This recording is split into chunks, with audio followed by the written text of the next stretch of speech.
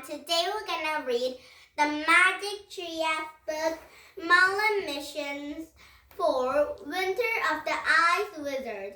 And today we're gonna start reading at chapter 1 and the end of reading at chapter 3, okay? And now, are you ready to read this one book with a lot of stories? And now here we go. And first you can read the Magic Tree Merlin Missions for Winter of the Icy Wizard. Chapter 1, Winter Solstice. A cold wind rattled the window panes, but inside the house it was warm and cozy. Jack and Annie are making a Christmas cookies with their mom. Jack pressed her star-shaped cookie cutter into the door. "Hey, it's snowing outside," said Annie. Jack looked at the window. Huge snowflakes are falling down at the late afternoon sky. "You want to go out?" said Annie. "Not really. It will be dark soon," said Jack. "That's right," said their mom. "Today is the first day of winter. It's the shortest day of the year." Jack's heart skipped a beat. "Do you mean it's the winter solstice?" he said. "Yes," said their mom. Annie gasped. "The winter solstice?" she said. "Yes," said their mom. Paused. Jack and Annie looked at each other. Last summer, Merlin the magician has called for their help for summer solstice. Maybe he won't need them again today. And Jack put down the cookie cutter and wiped his hands with the towel. "Actually, Mom, it might be fun to play snow for just a few minutes," he said. "Whatever you want," said their mom. "Just dress warmly and I'll finish up the cookies and put them into the oven." "Thanks," said Jack. He and Annie raced to the closet and put their own boots, and they threw on jackets, scarves, gloves, and caps. "Be home for dark," said Mom. "We will," said Jack. "Bye, Mom," Annie shouted. Jack and Annie slipped out of their house to the snowy cold. Their boots squeaked as they ran through the wide yard and handed through the frost-covered woods. In the edge of the woods, Jack stopped. He couldn't believe how beautiful trees looked. A white powder covered with the branches of the hemlocks and pines. "Look," said Annie. She pointed to pairs of footprints that led down into the road and then back into the woods. Somebody else had been here. It looked like they were walking out of their woods but barring back, said Jack. "Let's hurry. The magic trios had come back today." He didn't want anyone else finding it first. Jack and Nanny walked quickly through the woods, following the two sets of footprints. "And stop," said Annie, and then she pulled Jack behind the tree. Over there, through the falling snow, Jack saw two people in the dark cloaks. They were hurrying to the tall oak, and the high oak was their magic treehouse. "Oh no," said Annie, "the treehouse was back, and someone else had found it." "Hey!" Jack yelled. "Stop!" The treehouse had came for him and Annie, no one else. Jack started running. Annie followed. Jack slipped into their snow, but he scrambled up and kept going. By the time he had Annie to go on the treehouse, the two people had climbed up the rope ladder and disappeared inside. "Come now!" Jack yelled. "It's our treehouse!" shouted Annie. The two kids poked their heads out of their treehouse window. They both looked like they were about 13 years old. The boy had tossed their hair and freckles. The girl had sea blue eyes with a long, curly back hair. Their cheeks were rosy from the cold. They laughed when they saw Jack and Annie. "Excellent," the boy said. "We came to find you, but you have found us instead." "Teddy!" cried Annie. "Kathleen! Hi!" Teddy was the young circle who worked into the Morgan Library in the Camlet. Kathleen was ancient, silky girl who had helped Jack and Annie to a summer solstice by magically turning them into seals. "Oh yes, you remember Kathleen and Teddy at the summer solstice, and they help Jack and Annie to fight with the very big snake, water snake. So it's very scary story, but at last it came to a happy ending because Jack and Annie have gone inside to their cozy house.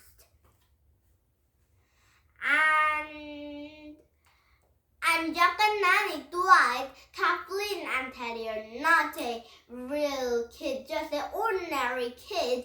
But it's a Teddy and Kathleen wanted to find Jack and Nanny at the tree house.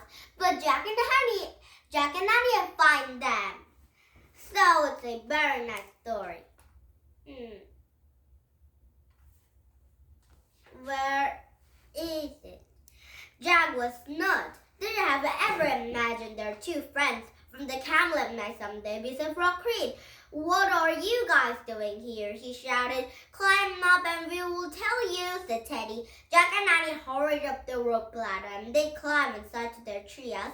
Annie threw their arms around Teddy and Kathleen. I can't believe you came to visit us, she says. It pleased me to see you, Annie, said Kathleen, and also to you, Jack. Her large blue eyes sparkled. It pleased me too, Jack said shyly. He still thought that Kathleen was the most beautiful girl he had ever seen. Even when she'd been a seal, she had been lovely. We went looking for you, said Teddy. We climbed down and walked through the woods to the road. But the road is full of monsters, said Kathleen. A big red choo-choo nearly ran over us and made a honking sound.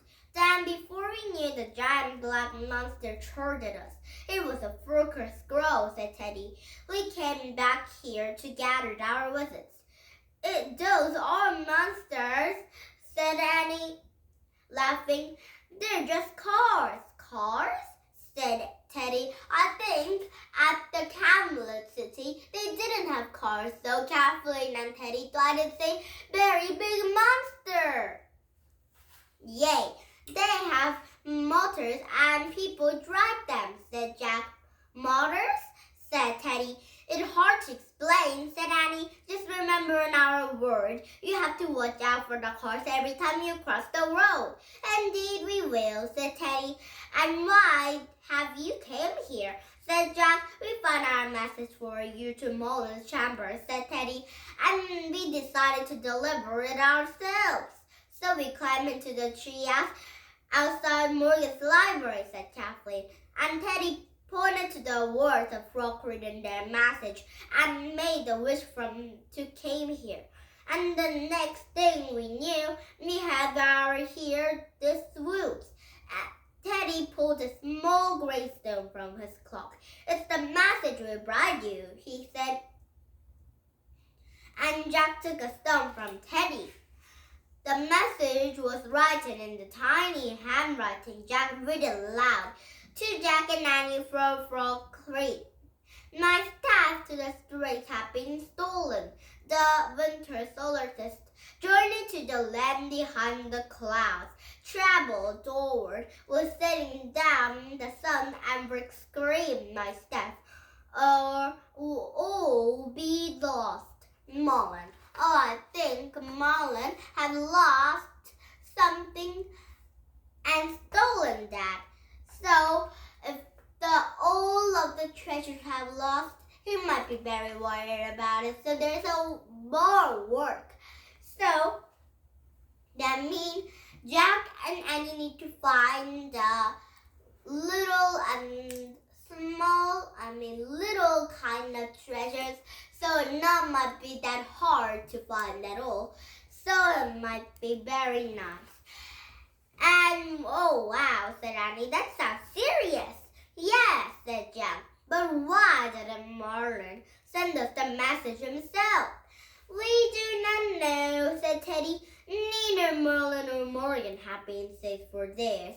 Where did they go, said Annie.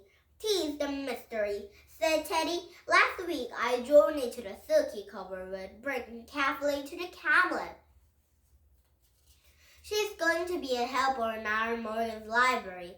But when we returned, we could not find Merlin or Morgan. We only find a message for you, said Kathleen. I'm glad when Merlin does return, said Teddy. We'll be greatly pleased to help us step back. Much of his powers come from an ancient of the mysterious magic. Wow, said Annie. In his message, he tells us to the land behind the clouds, said Jack. Where's that? 'Tis the land for north of my cloth, said Kathleen. I never journeyed there. Nor I, said Teddy, but I have read about the Morgan's books. 'Tis blank who has a frozen wild desert, and I'm eager to see it for myself. So you and Kathleen are coming with us, said Annie. Indeed, said Kathleen. Great, said Jack and Annie together. If we all work together, we can do anything, said Teddy. Said Annie. I hope so, replied Jack. Annie pointed to the words, land behind the clouds, and to the Merlin's message. Okay, ready, she said to the others. Yes, said Kathleen. I guess so, said Teddy. Onward, said Teddy. I wish we could go there. Annie said the tree started to spin. It spun faster and faster, and everything was still, absolutely still. Now, chapter 2, Land Behind the Clouds. Now let's start our reading chapter 2 now. Jack felt a sharp bite of an icy wind. He looked at the window with others. Oh man, he whispered. The tree hasn't nodded into the tree, for there's no trees anywhere to be seen. Instead, it was still in high top of the stiff snowdrift. All other drifts rose, fell across the vast snowy plain. Beyond the plain was the hills and mountains. The books are right, said Teddy. His teeth was chattering. 'Tis bleaker indeed. No, 'tis lovely, said Kathleen. 'Tis the land where North Seal people live. Cool, said Annie. Jack dug his hands into the pockets. He agreed with Teddy. The land didn't seem bleak and freezing. I wonder where Merlin's staff or strangers, he said, shivering. Let us begin our search, said Kathleen. The message will tell us must travel to the setting sun. And Kathleen climbed up the treehouse window, and she gathered her cloak around there and sat down on the top of the snowdrift. And then she put off to slide down with a slope. Oh, wow, wait for me, said Annie. She climbed out of the tree window and followed Kathleen, whooping. She slid into the bottom of their snowdrift. Come on, you guys, it's fun, she shouted. Jack and Teddy looked at each other. Sure we, said Teddy. Jack nodded. He pulled his scarf tighter around his neck and followed Teddy out of the window. And Jack and Teddy sat down side by side. They all had pushed it off to their slide down of the icy snowdrift. And Jack couldn't help whooping too. It was fun. And the bottom of the drift, Jack and Teddy scrambled to their feet, and Jack brushes their snow off his clothes, and he could see the breath into free air. It's just little chilly, said Annie, laughing.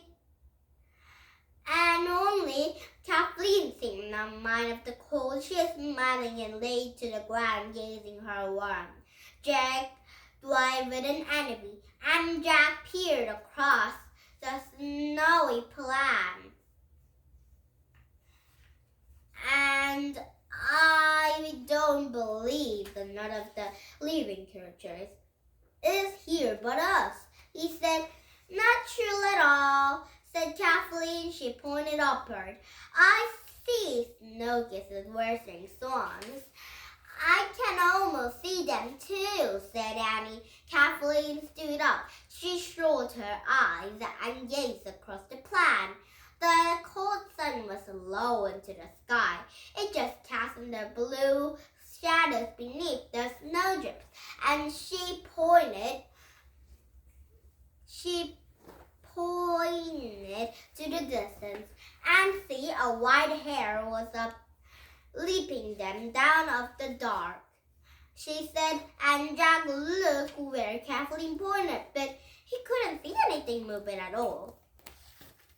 I see Snowy Owl too, said Kathleen. And oh no, said Annie. Wolves. What? said Annie. Wolves, Kathleen said. And with a sugar, they just disappeared behind the snowdrift, and my people gravely feared the worst. You didn't not be afraid. I should protect you, said Teddy. He took Kathleen's hand. Come on, let us make a head toward the sun. Together, Kathleen and Teddy handed across the snow covered with a plan. Their wooden clocks waved behind them.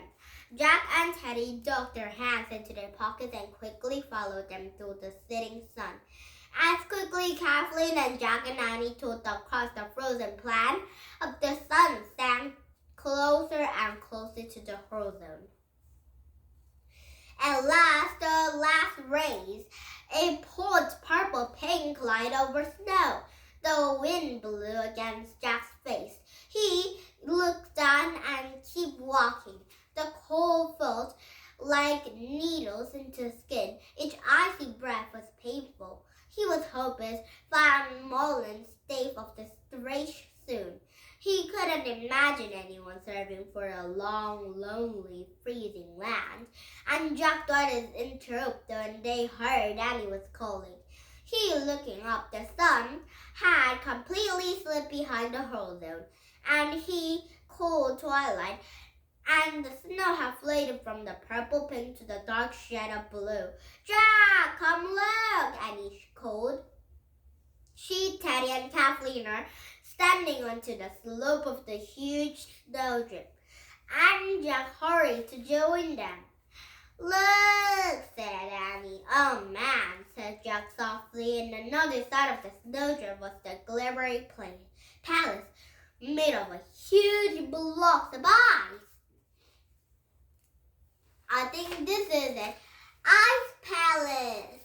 So they have gone to the ice palace and found the treasure. Merlin have lost, and someone have stolen Merlin's new treasure. So they need to find that and go inside to the palace, I think.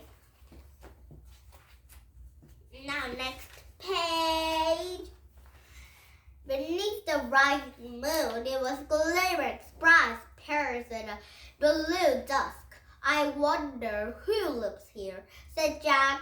Let's go and find out, said Teddy. And Teddy lay down with a slope into their ice palace. A long ice curls hung like a spears at the front of their entrance. It seems no one else has visited this place into the wild, said Kathleen. Indeed, said Teddy. He broke off the servant icelands and chattered to the ground. A word, he said. Another nodded. He gave a sigh to the chunks of ice. Teddy had led them all to their ice palace. Chapter 3, The Ice Wizard. Now tomorrow will be started at chapter 3, The Ice Wizard, and then I'm reading at chapter 6. I think so. Now, did you have fun? U.S. English Country. We come back with some of these books, but not the story because it might be new chapter to read. Now, bye-bye, everybody, and please subscribe my YouTube if you like my YouTube. Bye-bye, everybody. Have a nice day. Bye.